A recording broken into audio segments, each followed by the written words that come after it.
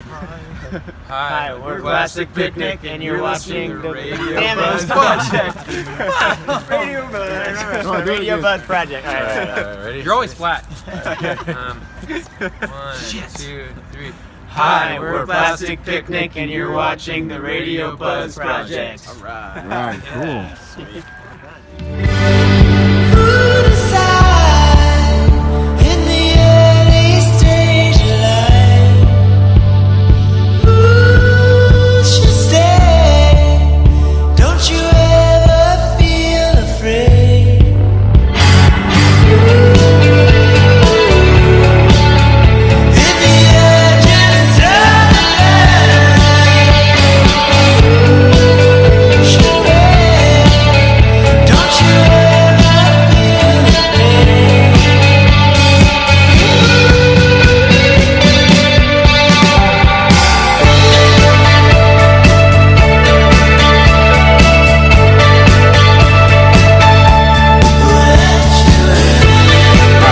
Plastic Picnic. Where'd the name come from? You got this one. So Lincoln and I knew each other. The band came together from two different duos, Marshall Gordon, Lincoln, Emil, and we both met in New York.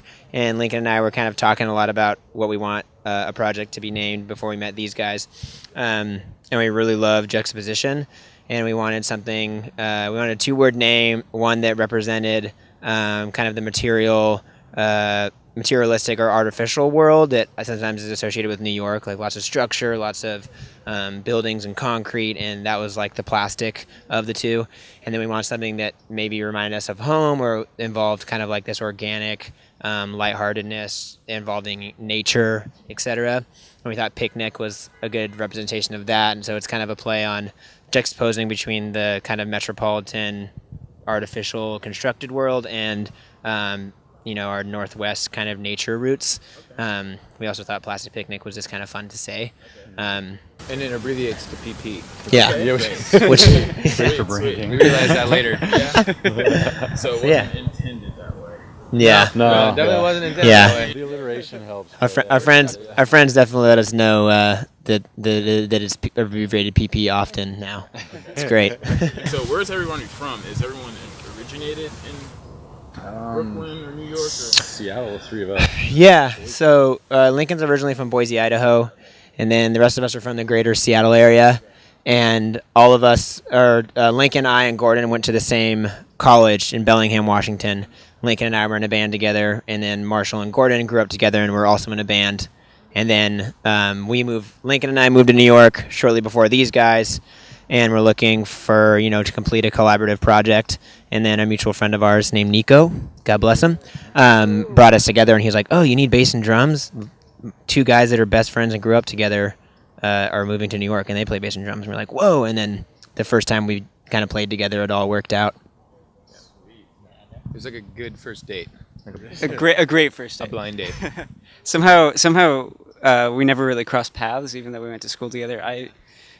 We went. Emil and I were talking about it later, and realized we remember being at some of the same parties or something. So we likely, we probably somehow just dodged each other. But yeah, literally within the first week of moving to New York, our friend put me in touch, and we just hung out, and then next thing you know, you'd been playing music for 3 hours, and you're like, hey, let's make a band. Yeah. So, Plastic Picnic being your first self-titled EP consisting of 5 songs, released in 2017, correct? All right, so tell me, how long was a process of you guys sort of creating that whole thing?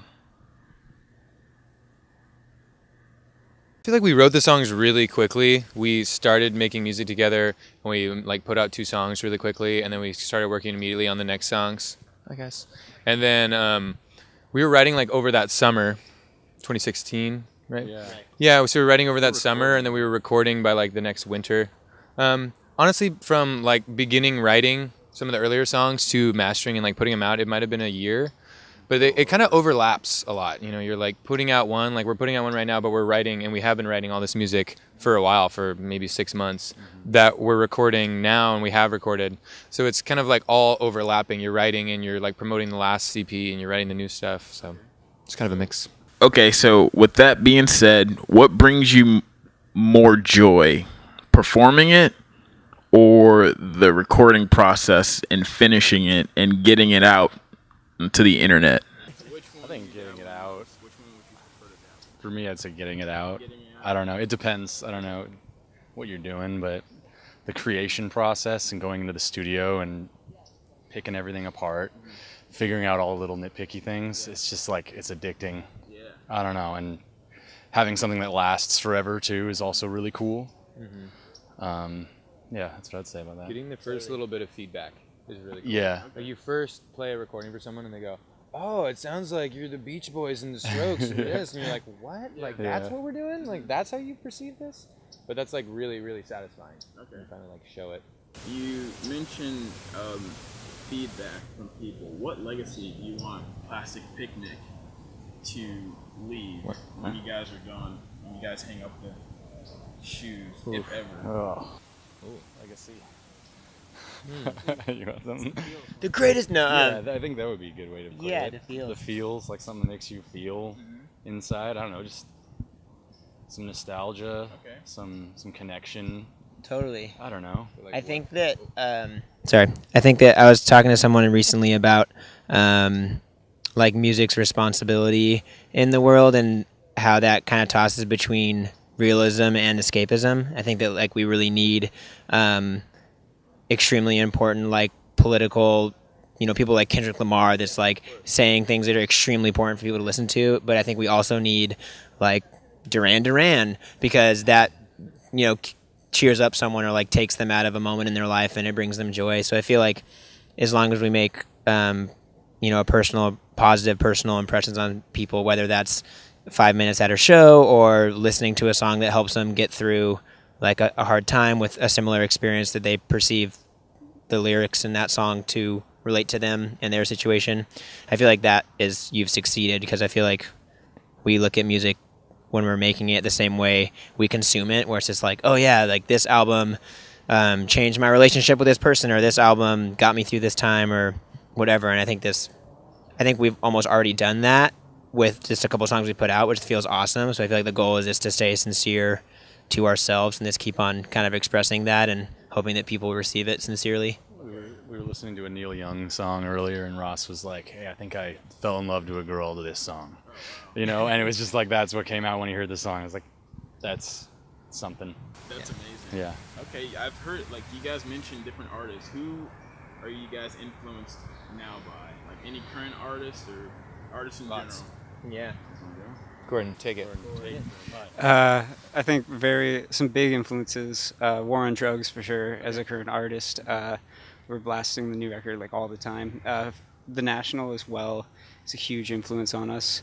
We also do really like to try and draw back from some earlier influences. So we're big fans of The Police and take a lot from that as well. I'd say as well, like a couple like very contemporary ones that we're all binging on and freaking out is Japanese Breakfast and Big Thief.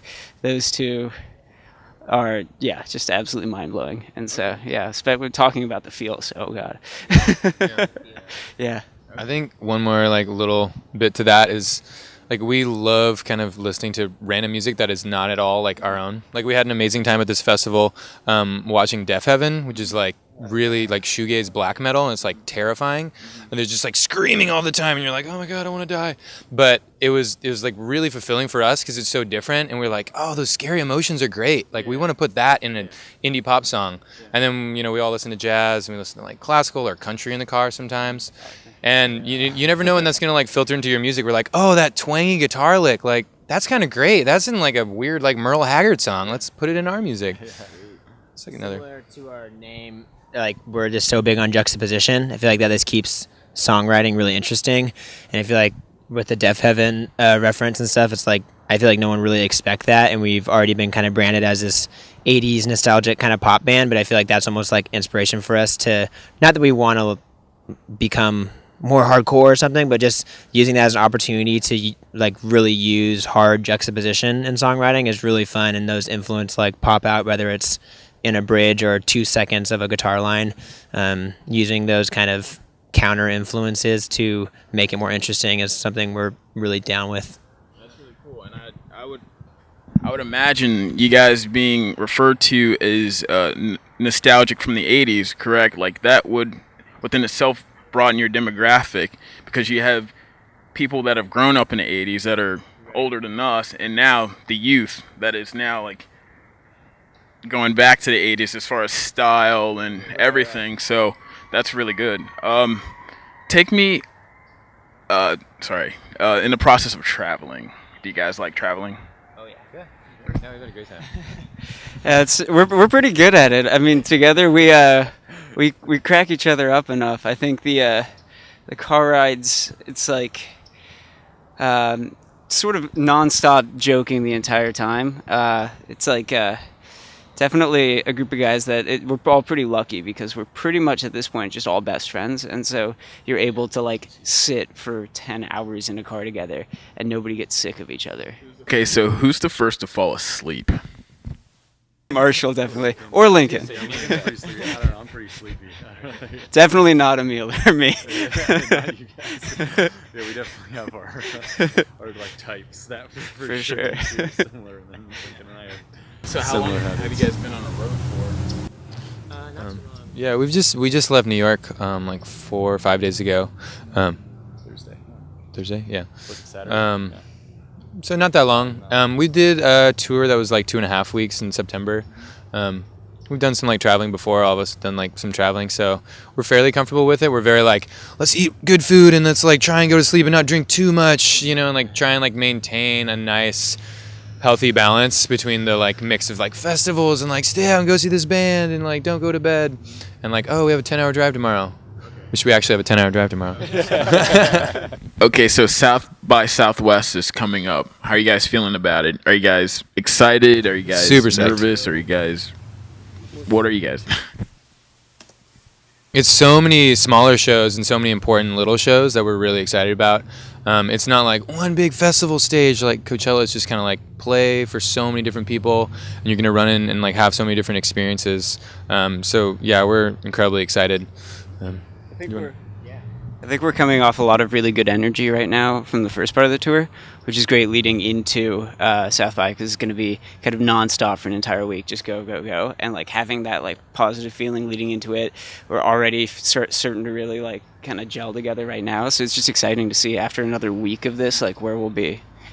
I was gonna say, yeah, I was laughing with these guys because I think I'm so excited that I'm already in the mindset of South by, and I told them during our set, I had a moment like to myself mid-set where I was like, man, this is such a good first showcase, and then I like laughed and I was like, you're not even at South by yet. And it was just like a really fun show, and I think we're excited, and we haven't done it as a band, but we have so many friends that have and are kind of like rooting for us in like a really friendly way, so that feels really good because we're kind of going into it really positive and bushy-tailed. Yeah. Is there ever a time where you guys aren't really feeling like going or performing on stage? And if so, how do you guys turn that on? Our manager Ross has been helping us with that a lot.